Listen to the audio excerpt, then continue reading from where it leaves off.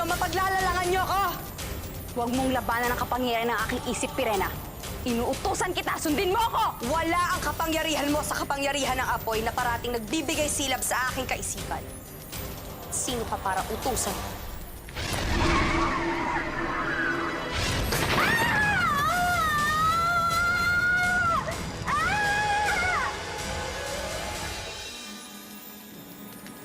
Pinatay mo si Huvila! Nang matutunan nyo na hindi lahat ng diwata ay kaya nyo pa paglalangan. Sa bisa ng kapangyarihan na bigay ni Ether, tanggapin mo ang iyong kamatayan.